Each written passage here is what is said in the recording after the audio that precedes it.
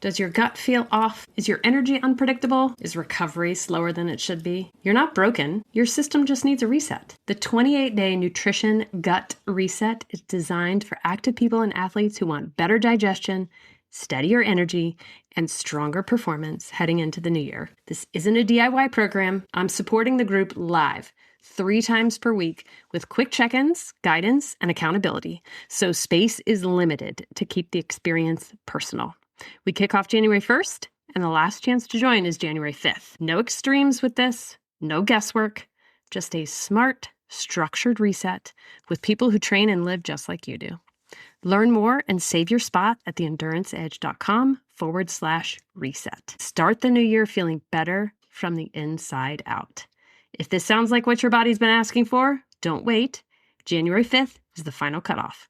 Join us at theenduranceedge.com/reset. All right, welcome back to the Find Your Edge podcast. I am so excited, as I was just telling Justin Boyer here from Setup Events, to record this because I have so much faith and I have so much love for this sport. And I want everyone in our area and everyone in the sport to do well. So welcome to the show, Justin. I'm so glad you're here. Awesome. It's great to be here, Chris. And I finally get to tell a little bit of the side of the story from Setup that Bill never wanted to tell over the last 35 years. Oh, my goodness. Okay. Yes. So I was digging around and found that Setup Events started in 1994. Yes. 1990.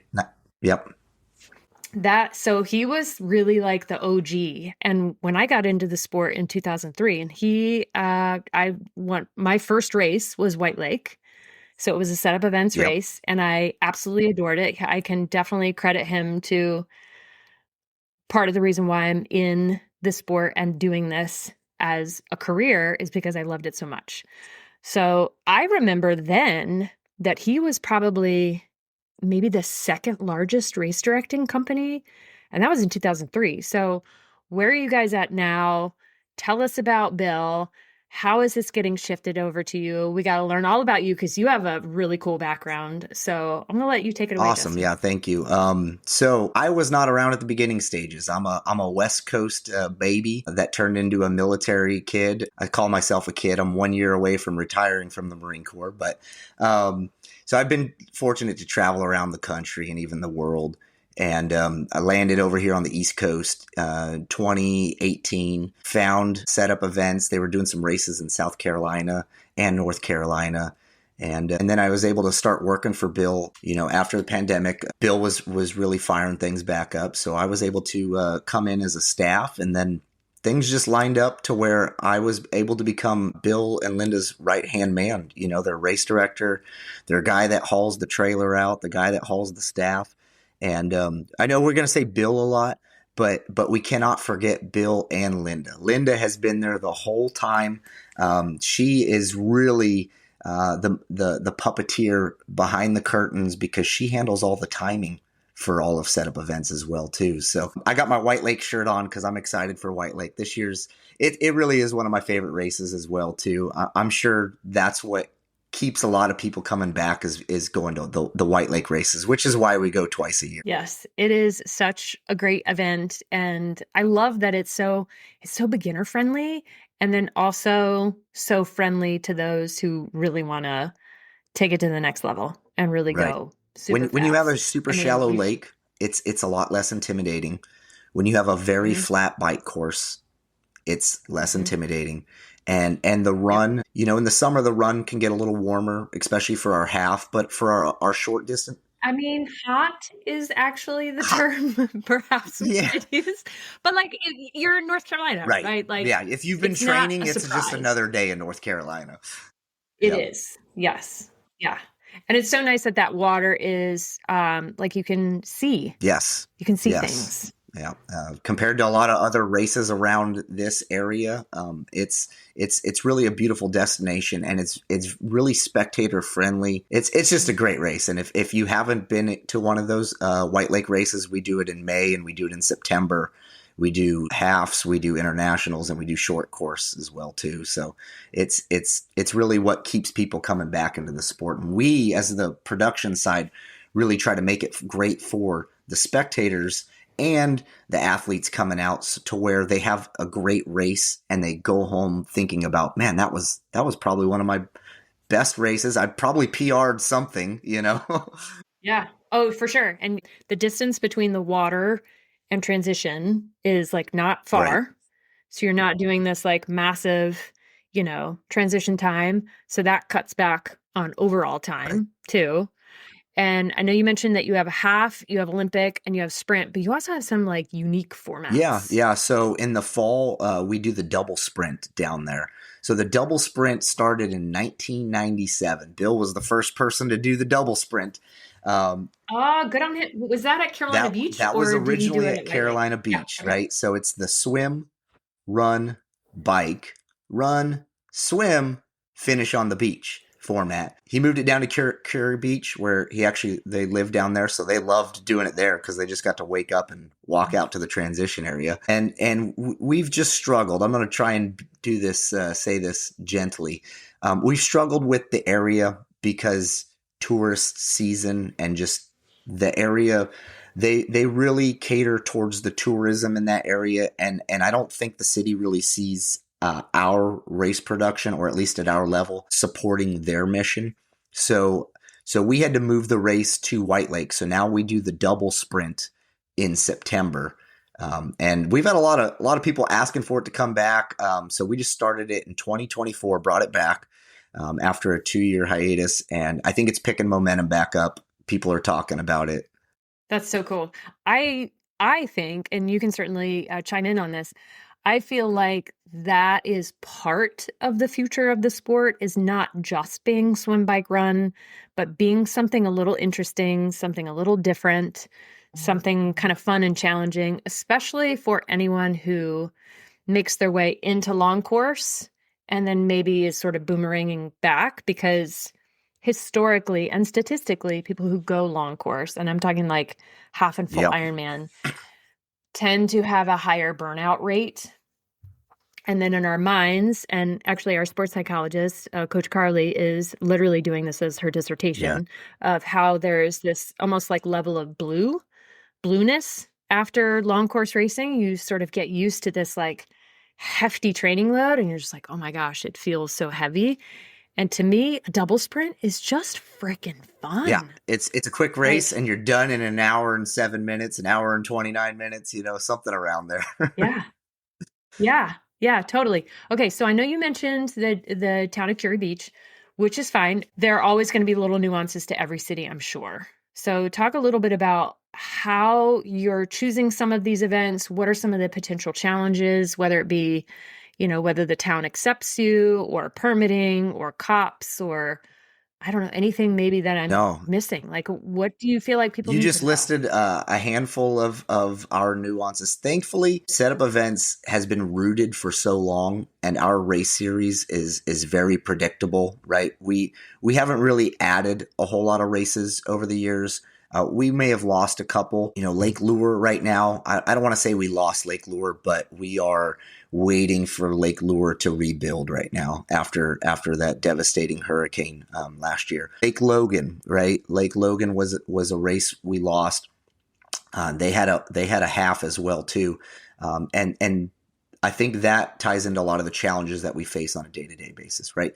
Getting a location, getting approval from whether it's the state, whether it's UNCW, the campus, these private areas that we go into, like Pinehurst, getting the buy-in from these people to approve us. And I don't think they're just going to recognize anybody that wants to come in and be like, oh, I want to put a race on. They know that we've been doing this for 30 plus years and we're going to put on a good event and we're going to respect their area. So that's probably one of the biggest challenges is just really maintaining that communication and that great relationship with the people that allow us to put on these sites, whether it's a state park, anywhere.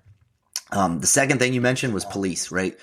We struggle with police. We compete with other events, especially when we go up to the Raleigh-Durham area and we're trying to put on a race and we're requesting overtime. These cops are getting offered overtime from many concerts, college football games, things like that. Those are just some of the competing events. We have found an alternative solution to getting police on overtime. We use a third-party program that provides people that are certified to assist with traffic.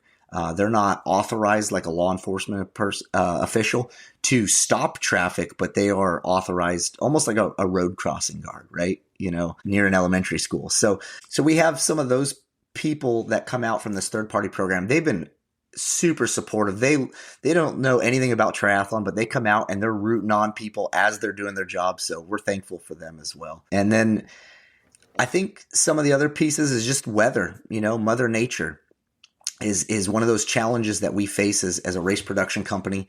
I can't control what the water temp's going to be. I can't control if there was a storm a few weeks ago and it blew debris into the water, right? I can't control. I can go out there with my leaf blower the day before and blow every sharp corner on the bike course and praying to give a cyclist the most prestige corner.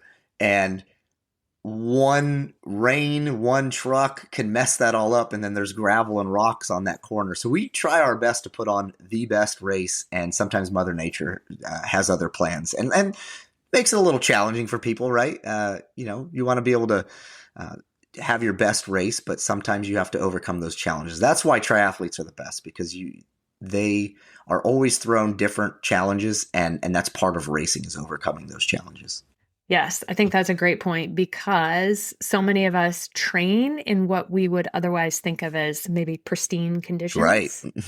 Like you're training in the pool and you're on your trainer and you're, running on a treadmill or just running around your neighborhood or whatever. And then lo and behold, race day comes. Maybe the transition area is muddy and now you've got this extra. To me, that is not an inconvenience. It's an added opportunity to challenge yourself. Now, obviously, if you don't feel safe, then that's a different story. But it sounds like most people that you've had exposure to have a pretty good attitude about it when they show. Yeah, I've been reading some of the posts and comments on social media about what you were talking about earlier, just kind of that burnout, that blue. And I'll thank people in the comments who praise your more local races and your shorter distances, because I truly believe the culture at our races and even some of our competitive race production companies in North Carolina, who we're all friends with anyways, the culture that the races that we put on are just different than when you go to this more, I guess you can call it more elite level. I'll argue that with anybody. I think we have some of the best athletes in the hemisphere, in the mid-Atlantic region, that are coming to our races, that are some of the best racers in the country, and we see that. So yes, they always come with a good attitude. And the ones that have a hard attitude, look, listen, I'm a 2-time drill instructor. I've got word voodoo. I can change someone's attitude real quick. You have word voodoo. That is amazing. So I'll go over there, and there's a lot of different approaches I'll take. I usually have a smile. People don't know that I'm a 2-time drill instructor in the Marine Corps, unless something chaotic's happening. Then you hear me from about a mile away. But I can really read people well. I also have a law enforcement background, so I'm really good at reading people. And so if somebody's not having the best day, I can see that, I can read it, and I'm really good at kind of changing the tone. Bill's the master at this too. I've picked up a lot of this from Bill, because he'll have somebody screaming in his face, and Bill will just be like, "Look, well, this is what we'll do. Let me help you." And I'm just like, "Bill, how did you handle that?" He's That's yeah. amazing. I guess it comes with the experience. I'm learning. I'm trying to pick up as much as I can, shadowing him for the last few years. Yeah. So it almost sounds like you have to have a little bit of thick skin to be in this business, but maybe not as much as perhaps some other sports. I know we were like, you come from a motocross background, and you were, before we started recording, talking a little bit about that. And that's not to throw a sport under the bus, but maybe just a different energy, maybe a different expectation, and really how triathlon should and hopefully is fun for most people. Yeah, I mean that's why we're here, is because it's a hobby. No, there's very few of us that are doing this at the elite level, and even the professionals aren't waking up, training, racing on Saturday. There's 5 people, 10 people in the world that are doing it at that level, and they're not doing it for long either because the toll that it takes. So at the end of the day, this is a hobby for all of us. It's something that keeps us around. And I will say, one of the things that really kept me around the triathlon sport was when you're at an award ceremony and you're creeping up in the age brackets, right? And then you get to the 60-year-olds and the 70-year-olds. And then there's 2 80-year-olds out there, and you're just like, oh my goodness, these people are in so alert. They're in such incredible shape. And that's what kept me in the sport, is when I'm a grandfather one day, I want to be like that. I want to be able to show my grandkids how great it is to be alive and the things that you can do, and be able to pick up grandkids, things like that. So those are some of the aspects that keep me around. Thick skin, yeah, you got to have thick skin if especially if you're working for me, if you're part of my crew, because while I'm race directing, I got my race directing hat, I'm walking around the transition area, people are like, "Hey, Justin." But if you're my crew knows this, and I love my crew. We're so synchronized. But the day before setup, I'm out there, let's do this. You know, it's quick and to the point, but they know that that's my leadership style is I'm not going to ask twice for that. So yes, my crew has very thick skin, but us as a production side, we have to have thick skin, because you never know what somebody's going to complain about, right? But it sounds like that's generally few and far between. Sure. Yeah. I mean, one instance, maybe a race, every other race. And we usually, we send people back in their car, send them home, and, you know, we make them happy.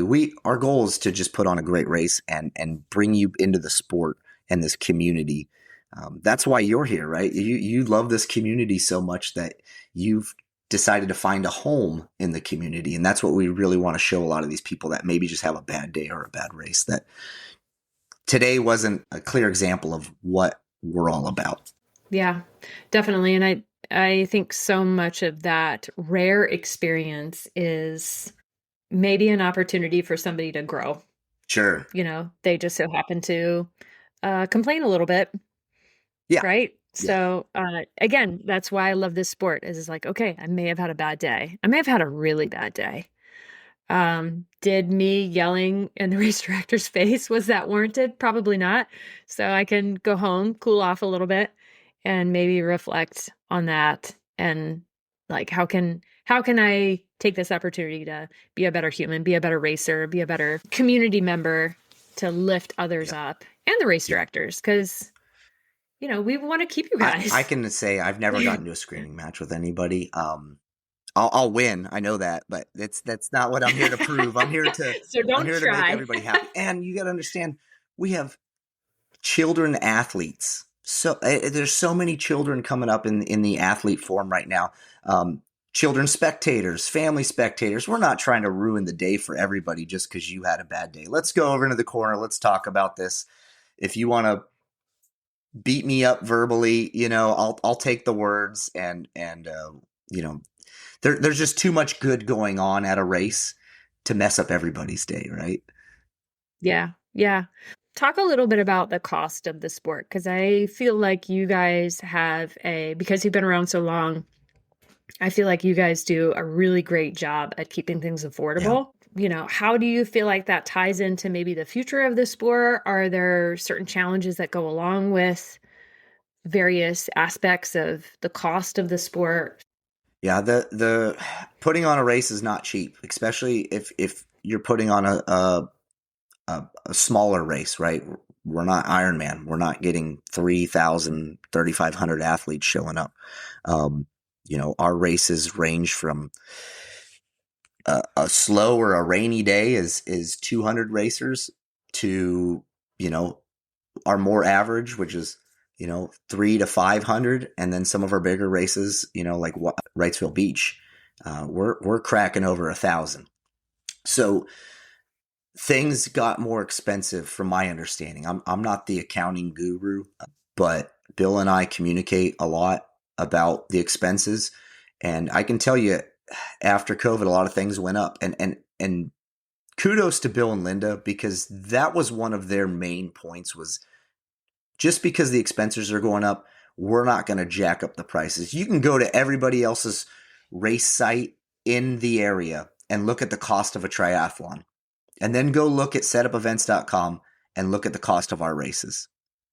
And you might think, oh, this is a low pro, a low production race. No, I promise you, our production is going to be more elite than a lot of those other races, a lot of our competitors, even though we're a lot buddies. But internally, and that's one of the, as a Marine, very competitive nature, I want to see this company succeed. I want Bill's name to be a greater legacy than it already is right now, which is hard to beat, because you can go anywhere and everybody knows Bill Scott. If you raced White Lake in 2003 or 2005, and you've even left the sport, you know Bill Scott. So I'm with a competitive nature, I really want to make the races just better than the last race. And how do we do that? And how do we do that with not gouging the customers, with the overhead costs? So Bill's really been creative over the years in managing the budgets. And at the end of the day, a triathlon company or a race production company owner, we're not driving Bentleys, and we're not, we're here because we love the sport. We're not here to make a bazillion dollars off of athletes. Well, I have a great appreciation for what you guys do, not only because you were my first race and, because we send athletes there all the time, but as a race production company ourselves. Now, granted, we put on one race, and because we put on one race, we can't make it as cheap as you can. Right. Right. Like that's just, right.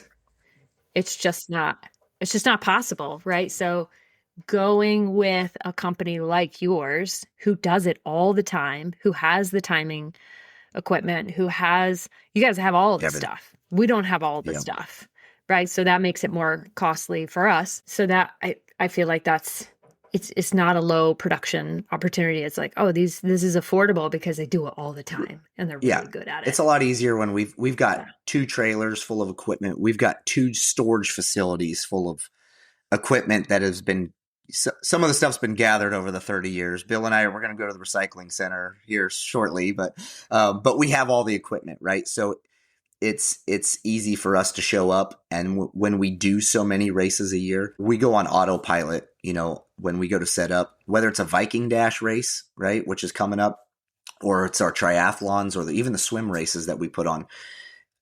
We're all just so autopilot. We go and set it up, and I think that's what also keeps the cost down, right? Time equals money, right? So if you're able to go out there and set up a race, and your hours are shorter for everybody, and you have all the equipment, you don't have to outsource anything. That's I think what's kept us stable versus a lot of these other people that try to put on races. And if you're coming into the sport trying to put on a race just to make money, you're not going to last, because one, if you're going to do it, you got to do it right.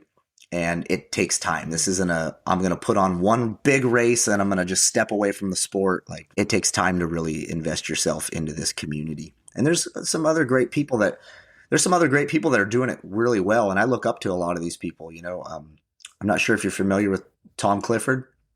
Oh yeah. So Tom, well, we partner out of Wilmington, right? Yeah. So Tom Clifford's been a great help. He actually partners with us with the White Lake half, the Pro-Am that we put on. So he's been another guy. I don't look at him as a competitor. I look at him as a friend in the sport that is willing to help us put on races to help the community, because he's another guy like you and like me that just love the people. Yeah, so fun. I will have to say, and hopefully this makes it to him, I am so impressed that he can put on a race and do the race. That's next level. Like that doesn't even compute in my brain. I could not put on a race and then also have like my race face on like that. Just so kudos to you, Tom. Yeah, there's a couple. I'm not at that level yet. I think I get a little upset when I see people doing that. I'm like, wow, you have time to put on a race and go race. Like who's who's watching the aid stations. But he's got people covered for that. Me, I like to sit from the bird's nest or the sniper post and just make sure everything's good. I'm not at that Yes. level I, yet. I I call mine the mom The mom nest. I nest. like how you have like the military version. Mine is the mom. I'm like, oh my gosh, is everybody Yeah. okay? Are my staff okay? Are the athletes okay? Like, are my volunteers okay? Is everybody good? So yeah, it's next level. It's a lot of work. But yeah, having the right staff in place is massive, Yes. you know. Yes. And volunteers, talk Oh about my. that. Like, is it hard for you guys to find volunteers? Like, what's that look like over the I've, years? you know, I've seen a roller coaster of certain areas, certain races, certain times of the year.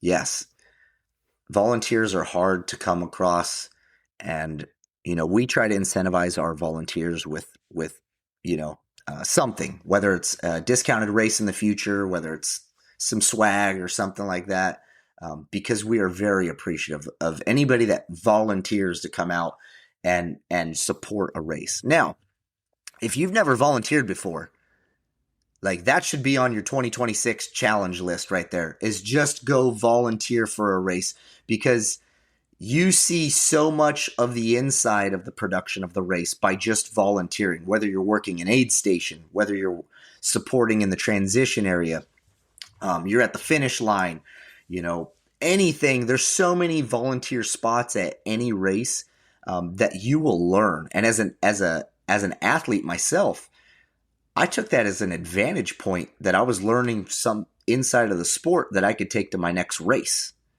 You know, I know that the people handing me water are probably volunteers, and they probably don't know how to hand me a water bottle, and that's just something super basic. But when you're in need of water at an aid station, and we see the pros do this all the time, they think they're getting a water bottle handed by this elite water bottle hander person. And you see the pros drop water bottle, water bottle, water bottle, water bottle. Well, guess what? You didn't get any water.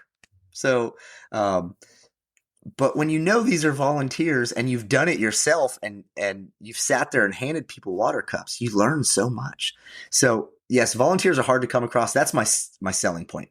Please volunteer for a race. The ones that come out, they're usually affiliated with the race in some capacity.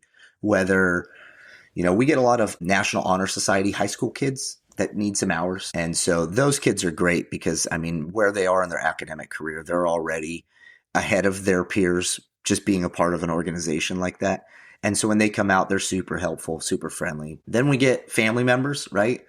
A wife, a husband, some kids, and those are motivating, especially when you get a bunch of kids out there that are just waiting for dad, but they're yelling at everybody, or they're waiting for mom to come by and they're just screaming at anybody that looks like her. So that's another side of the volunteers. And then the third piece that we utilize, and hopefully I'm not selling Bill's big secret out, but we get a lot of the local JROTC programs.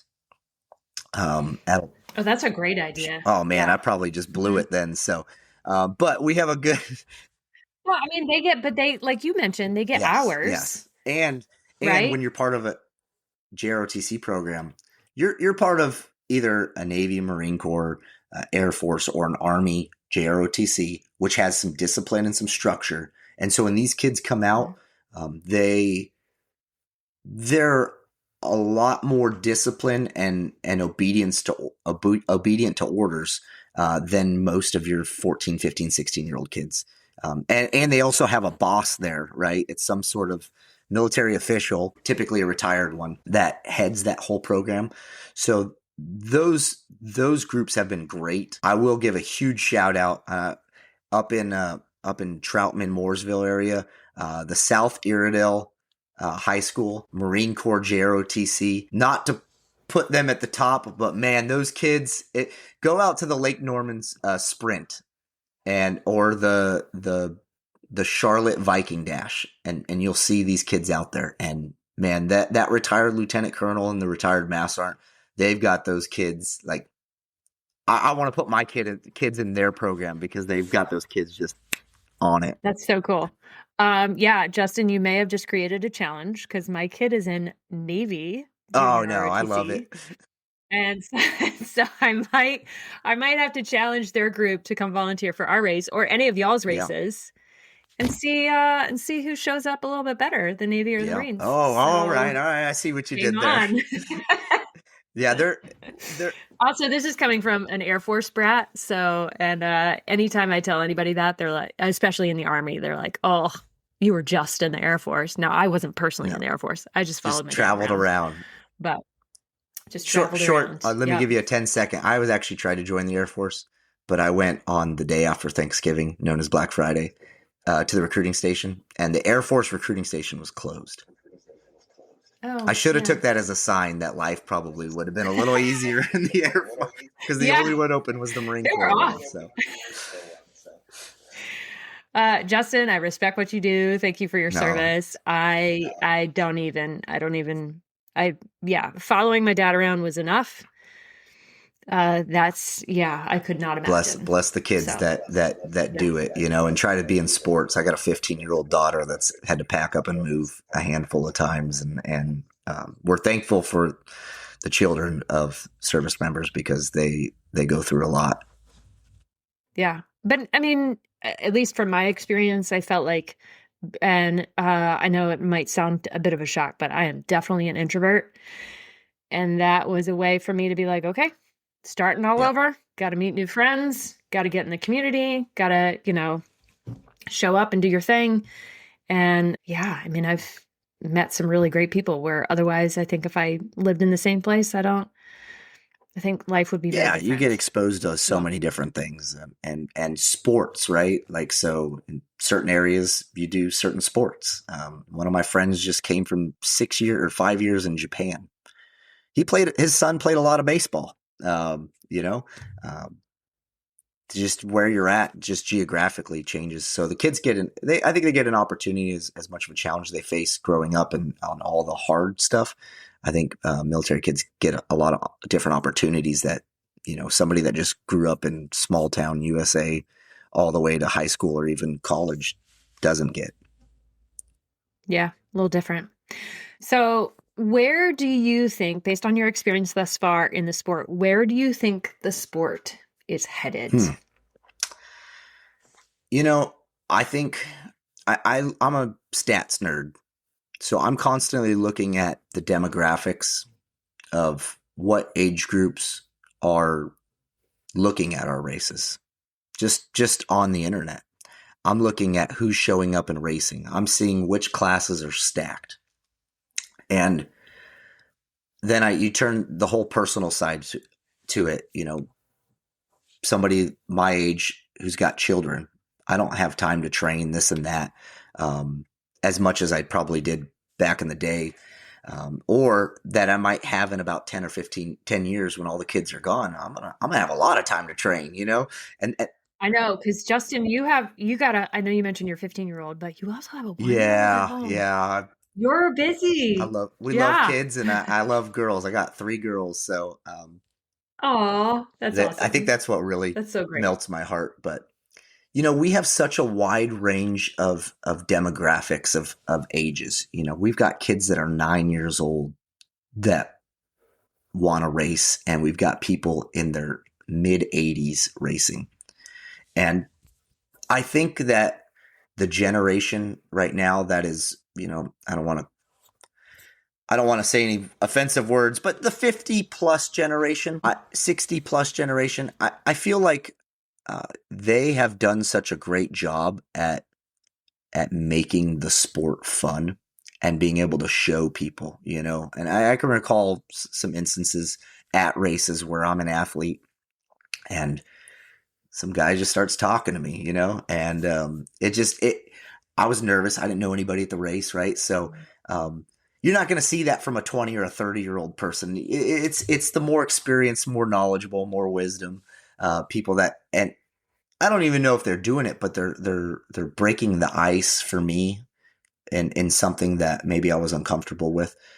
So I think those people, they have a huge responsibility still, even though they're just showing up for a race, to really continue to show this newer generation of the teenagers, the 20-year-olds, and even some of the 30-year-olds that are just getting introduced to the sport. how important it is that our culture, triathlon culture, is the most important thing. I think they owe that, and I don't want to demand on that from them, but I think that's where we're going to head. Is as long as those people can continue to show the younger generations how great this is, we're going to produce great people in society. The more triathletes we have because of our culture, I think a lot of people are going to start coming back to shorter course races, right?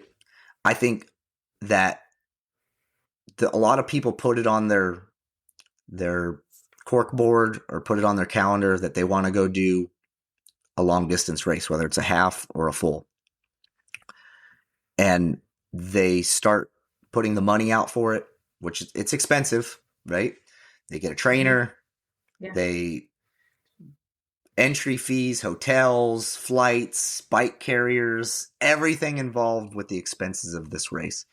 And then once they financially get committed to it, then they have to mentally get committed to it, right? I have to train. My alarm's going off at 5:30 in the morning. I'm putting my running shoes on and I'm going running. And I think that's why we see so much burnout, is because that lifestyle is not sustainable for long. And especially if you got a 1-year-old like me. Like, you think I'm telling my wife, all right, babe, I'm going for a 75-mile bike ride after work today. I'll see you. Make sure dinner's ready. No, I'm getting my head chopped off. So, Yeah. And I also love how this population tends to underinflate what they're going to do. They'll be like, see you in 2 hours. And like 4 right. hours Yeah, oh, that's later, me. they're Yeah, that's like, my signature move. yeah. That is my signature move. So Yeah. where I see us with the shorter distance racing, I see a lot of people coming back. You know, we really saw the long distance racing get very popular. And I think I still hold it to a high pedestal. On Sunday mornings, I'm watching live timing or I'm watching the video footage of races because I enjoy it. I'm into that. Yeah. But I think some people leave, you know, and they don't want to come back after they got that medal or they achieved that race. And I think that's where our style racing, the shorter style racing, is going to keep people with the longevity. Why? Because how much training do you really need to do a sprint triathlon? You know, I'll go. And it's healthier in my Yes.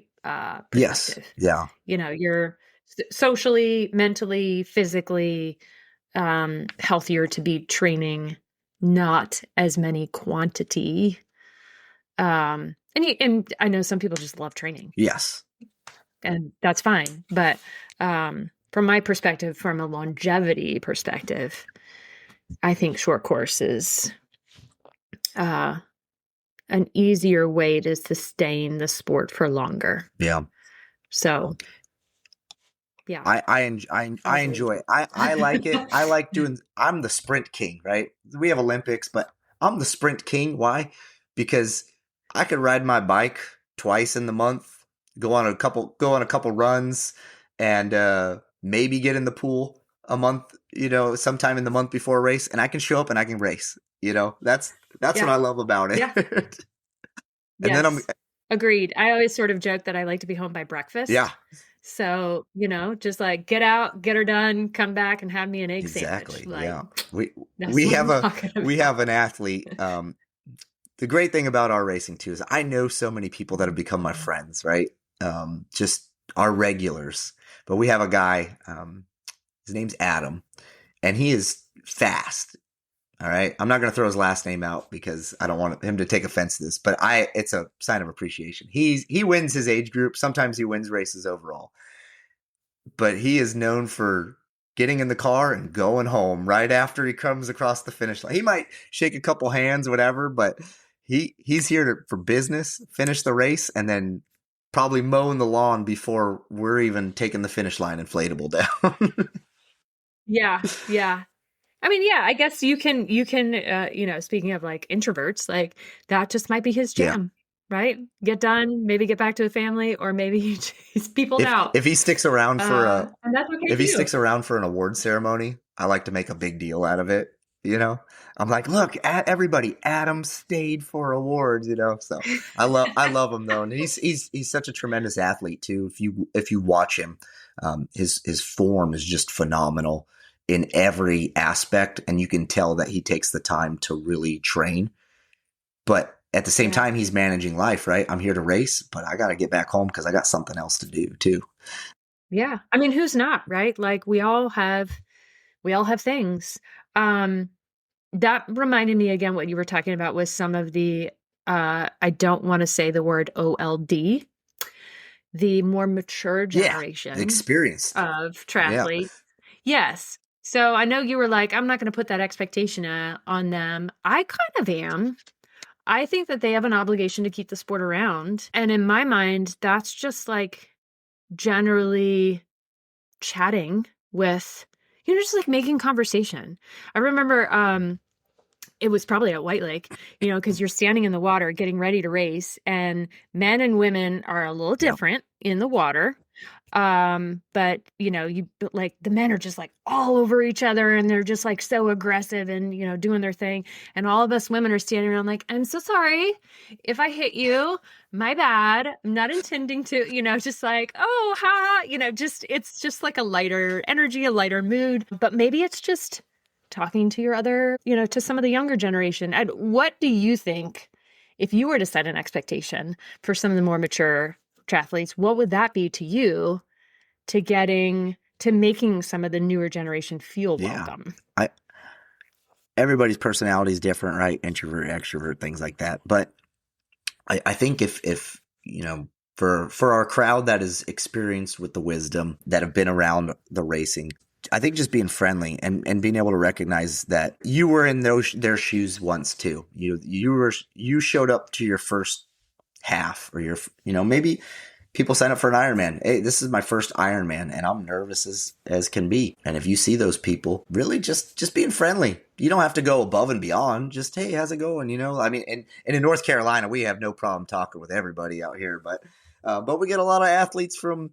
other states as well too. And or Yeah. transplants that just moved to North Carolina. So, and I say that as a guy that grew up in California, Los Angeles, but I call myself a chameleon. I like blending in wherever I go, pick up a little accent, and so the North Carolinians, they're great. And I can say that about South Carolina. That's where I'm currently residing too. Is we're just friendly people, but remember to bring that with you to the races too, because that's how it should be. I mean, if that's what's really happening on the women's starting line, I might start putting myself in a couple brackets back because that's what I want to race with. I know you should mic us all up. It's next level. It's so funny. And I think some of that just makes you feel more comfortable in the moment. Yeah. Like, we're all out here, we're all nervous, we all want to do the best we possibly Yep. can, which is why, I'm going to crack a joke or, talk about the wedgie I had Yeah. this morning, putting on my wetsuit. Like, like it's It's funny you say that. here we are dressed in rubber in these little tight suits, and you can't help but be a little vulnerable about Yeah. out there. Just being a normal person. And you brought up a great point. I try to do that on race mornings because usually I have the microphone in my hand before the race, right? I'm doing a little bit of everything, but one of the things I really enjoy is having a mic in my hand and really sometimes I'm cracking a joke, right? Sometimes I'm getting hard on people because they're not following directions. And then I crack a joke and maybe the people that I was correcting didn't like the joke, but everybody else thought it was funny, and it kind of Yeah. lightens the mood. And I love talking about specifically when the females are on the start line, when we're doing like a beach start, and the men are creeping their toes in the water, and I'm like, all right, gents, back up. We'll wait another minute, until we can all follow directions, and then they go, and then the women get on the line, and I'm just like, well, I know I don't have to say this twice because the women listen and they know how to follow direction.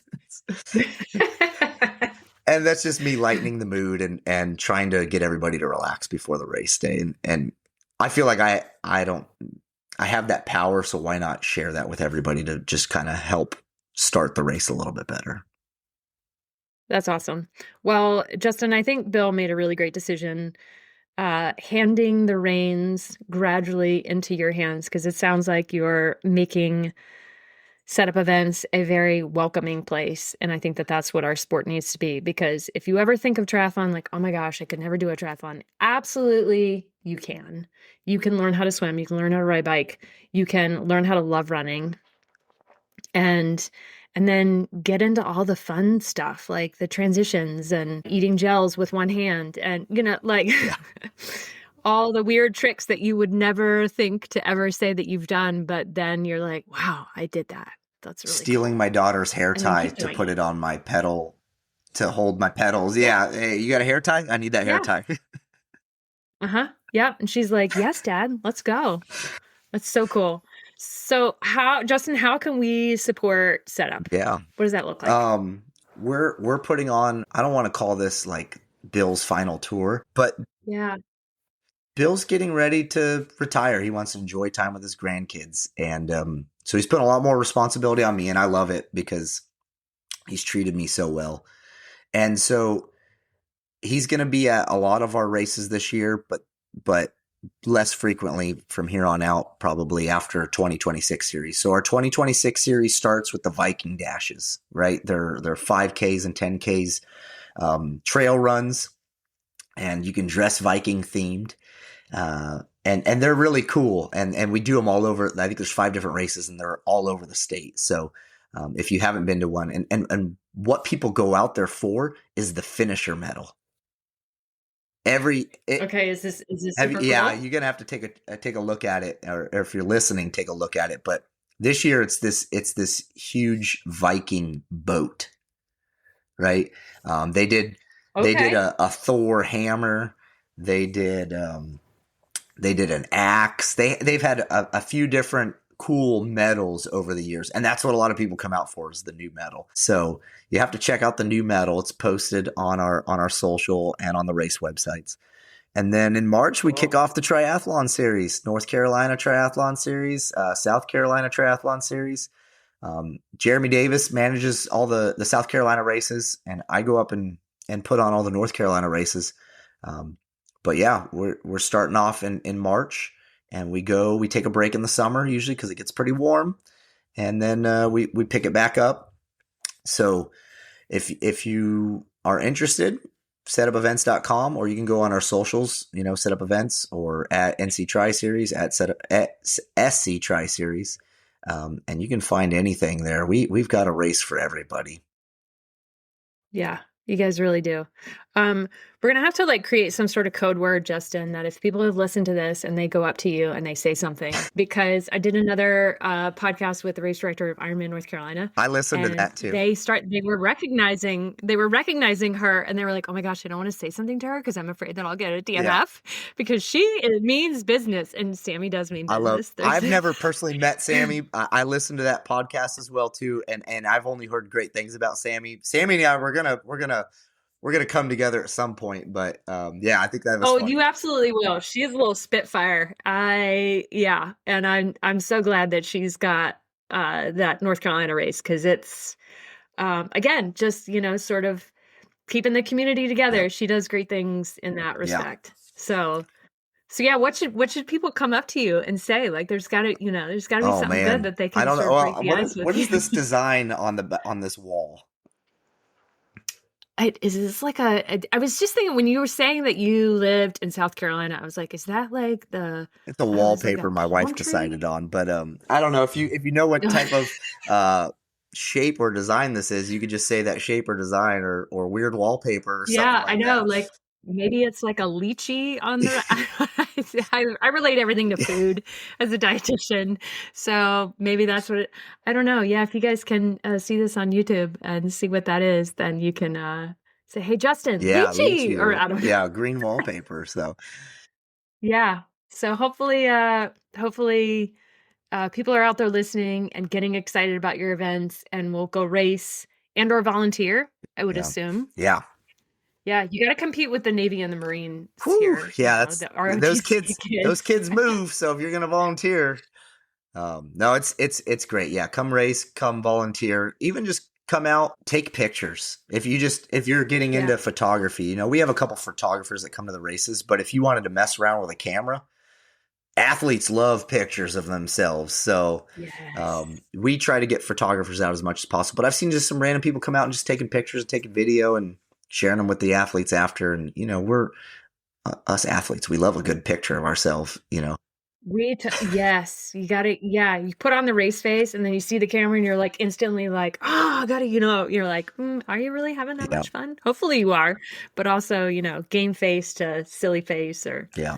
Or whatever. if you're a So vendor cool. and you want to come out, we've had vendors coming out to the races. I mean, we're small, but we've had several vendors come out. If you, I had another one that was good. Vendors, volunteers, staff. If Vendors, if volunteers. you're a seasoned Oh yeah. triathlete Yeah. and you Okay. think you've got what it takes to be part of my staff, keep up with the people that work with me. I'm always interested in bringing some extra people out to work. You're part of our team. We're a family. We go to dinner before the races.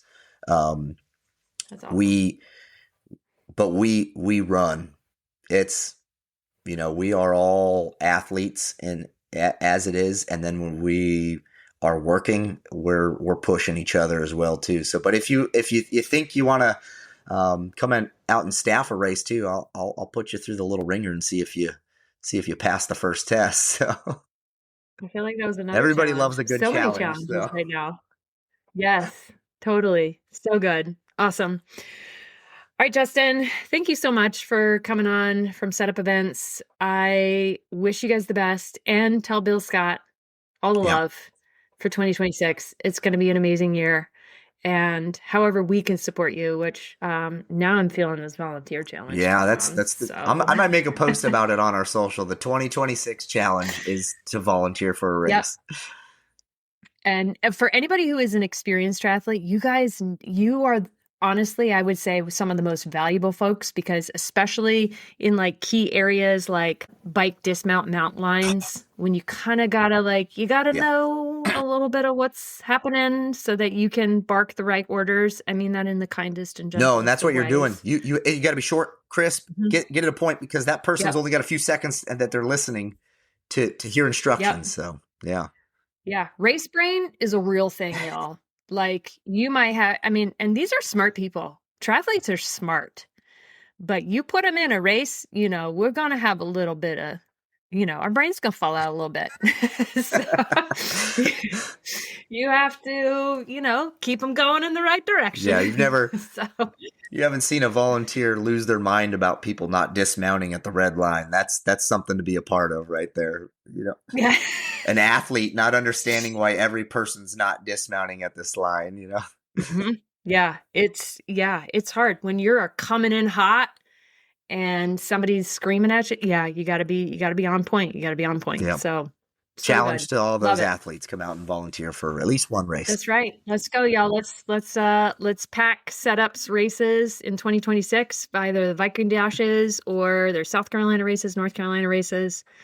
So great. Justin, thank you so much from Setup Events, and we appreciate you and look forward to seeing you out on the Yeah, race thanks, course. Chris. Appreciate it.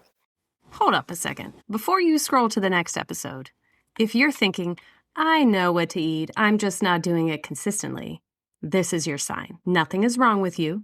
Your nutrition doesn't need to be blown up. It just needs a reset, especially your gut. Stress, training, holidays, busy schedules, they all mess with your microbiome, which means low energy, weird cravings, and that off feeling you can't quite explain. That's exactly why I created the 28-day nutrition gut reset. No extremes, no perfection, just simple gut supportive habits, real structure, and live coaching so you're not doing it alone. We start January 1st, spots are limited, and the last day to join is January 5th. Head to theenduranceedge.com/reset, and remember, you're amazing.